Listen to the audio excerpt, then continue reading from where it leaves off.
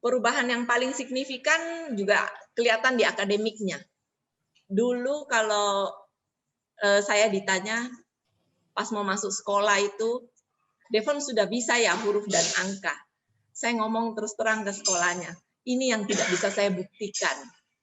Dia sudah belajar, tapi saya mau ngomong dia tidak bisa, saya yakin dia harusnya bisa, karena sudah diajari dari umur berapa, saya bilang berapa tahun belajarnya itu aja.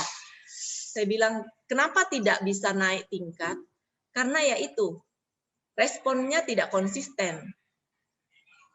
Jadi waktu saya kasih ke sekolah, mau masuk sekolah juga, saya ngomong terus terang, anak ini masalahnya di situ. Jadi sekolahnya ngomong, coba aja bawa, kita lihat dulu. Kalau perilakunya oke, dari perilaku aja kita lihatnya dulu. Kalau untuk anak-anak ABK, katanya kalau perilakunya sudah oke, anaknya sudah paham, dikasih tahu, sudah bisa duduk tenang, seharusnya sudah bisa katanya. Nanti katanya akademik biar belajar sama sekolah. Jadi ya sudah, waktu itu saya pikir, oh ya ini sekolah yang saya cari. Setelah keliling ke beberapa sekolah ditolak, ya di PHP, ya ada juga yang sudah sempat masuk sampai Devon sempat kayak nggak bisa tidur karena sudah sekolah 2 minggu, sudah diterima ceritanya. Terus pas mau masuk waktu itu kan belum tahun ajaran baru, jadi seperti training masa percobaan gitu. Nah, pas sudah mau masuk tahun ajaran baru, si kepala sekolah panggil. Terus Devon masuk sekolah waktu itu, jadi saya antar ke sekolah, terus ditahan katanya, oh hari ini katanya saya dicari sama kepala sekolah. Jadi saya menghadap ke kepala sekolah, terus ngomongin kalau katanya mereka tidak bisa terima Devon. Jadi waktu itu saya sempat kecewa sekali karena sudah diterima, terus ngomongin tidak bisa, dan ternyata itu juga Devon rasakan. Jadi Devon itu tidak bisa tidur, malam-malam dia baring tapi matanya tidak nutup. Jadi saya tanya, Devon kenapa? Terus saya bilang, Devon mau sekolah ya? Jawab iya. Jadi saya ngomong lagi, iya nanti mama cari sekolah lain. Tidak apa-apa, Devon tidak usah sedih. Nanti mama cari lagi yang lain. Jadi karena dia sudah sempat sekolah, terus mungkin dia merasa senang, walaupun dia hanya di sekolah itu, kata gurunya, dia cenderung jadi penonton. Jadi dia tidak mengikuti aktivitas, tapi dia lebih pilih untuk duduk dan melihat. Jadi mungkin waktu itu dia merasa dia belajar sesuatu, atau dia juga merasa dia punya teman kah, saya juga tidak mengerti. Tapi waktu karena sudah sempat sekolah 2 minggu terus berhenti, jadi akhirnya dia kayak sedih gitu. Jadi saya ngomong ke dia, terus dia jawab, iya, Devon nggak usah sedih, nanti mama cari lagi. Iya, sudah, dia tidur, dan besoknya dia sudah bisa tidur.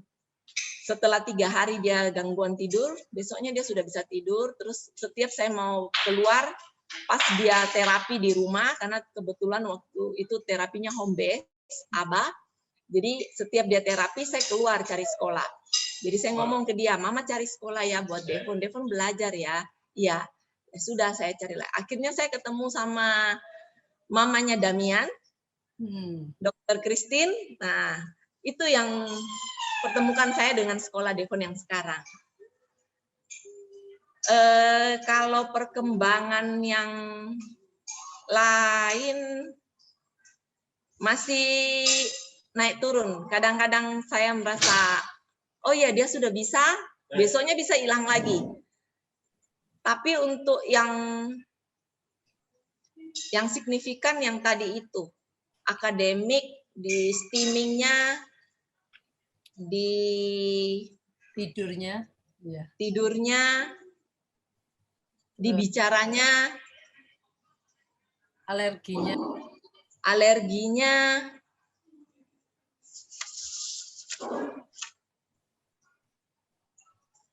Kayaknya sekarang udah berapa lama ya mamanya Devon dia Bicom-nya?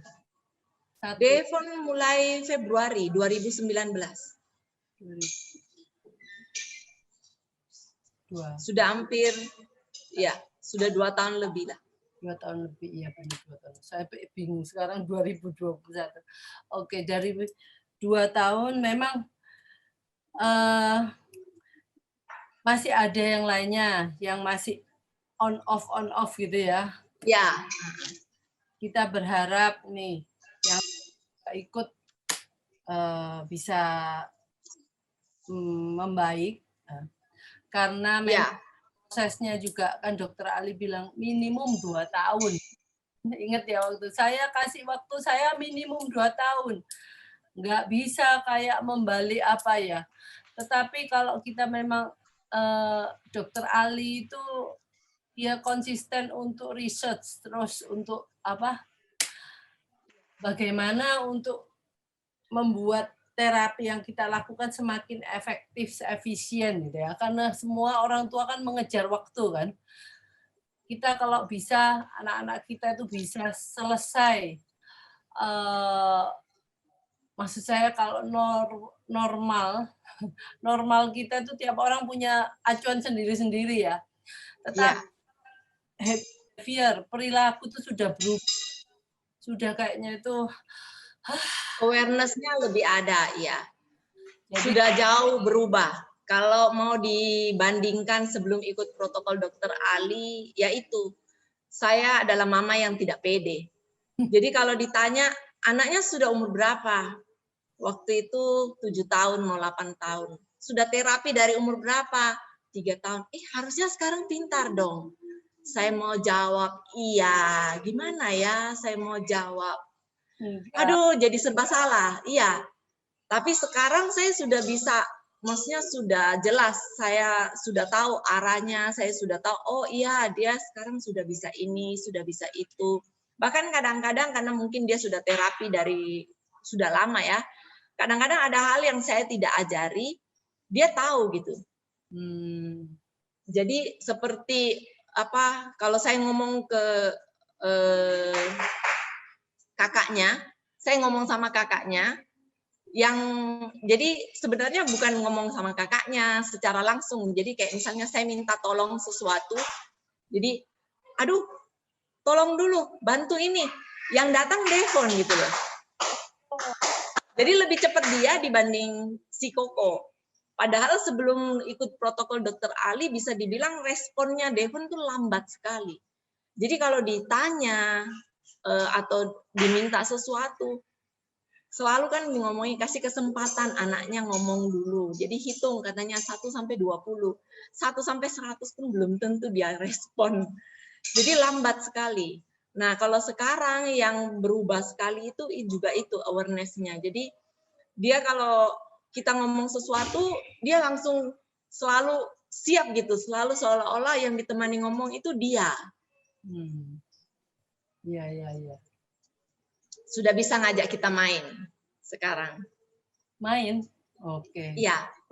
Walaupun mainnya dia itu, dia hanya kenal kejar-kejaran atau kelitikan.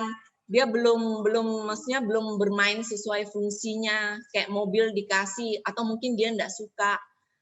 Sebelumnya juga Devon, saya juga bingung sebenarnya. Anak ini apa ya yang jadi motivasinya gitu, kayak ketertarikannya. Sepertinya tidak ada gitu sebelumnya. Tapi sekarang saya sudah bisa melihat, oh dia senang di musik dan renang. Jadi barusan ikutkan dia untuk les berenang. Dan kalau musik saya masih mencari guru. Jadi entah dia nanti di mana. Nantilah kita lihat ya. Masih mencari juga.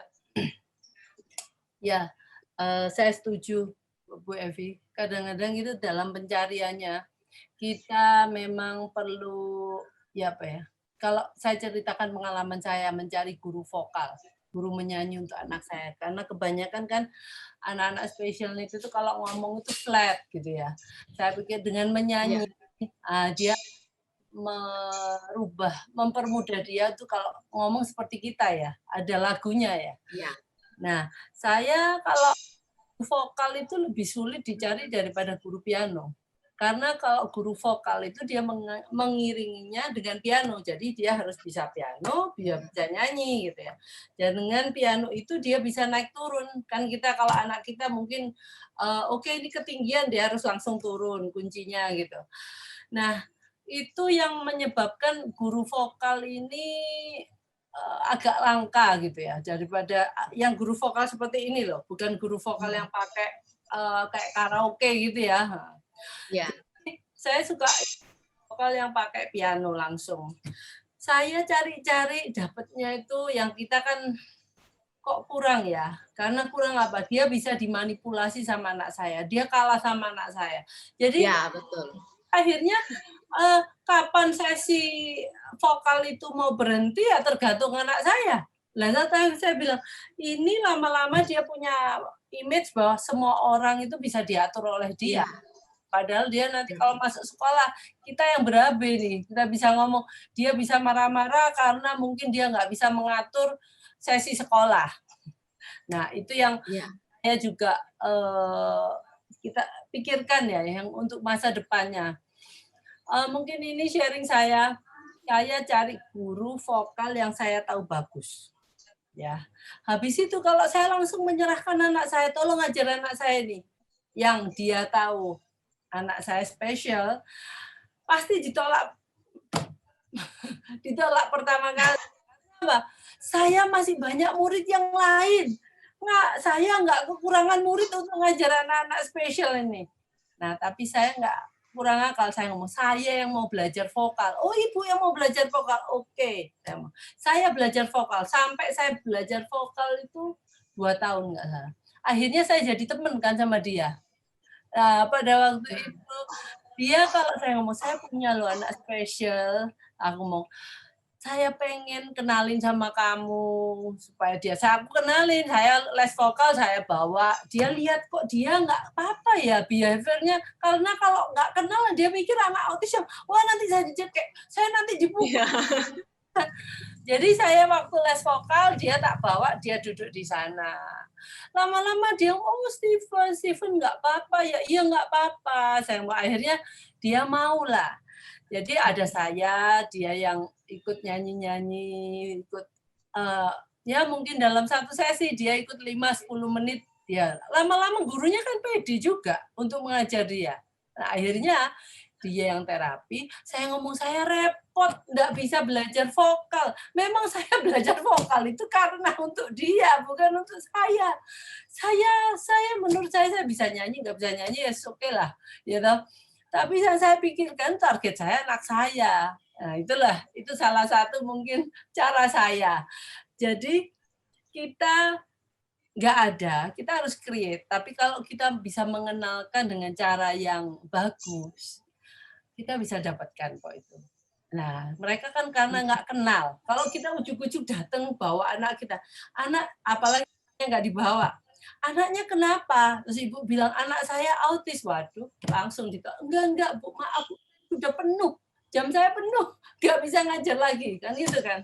Nah, itu mungkin sharing saya sedikit untuk mencari apapun yang keperluannya untuk anak kita pasti ada trik. Terus akhirnya pada waktu saya cerita sama guru nyanyinya, oh saya di ini ya, Booming Fate waktu 2 tahun, sungguh loh. Tapi saya tuh kepikiran terus anak saya belajar.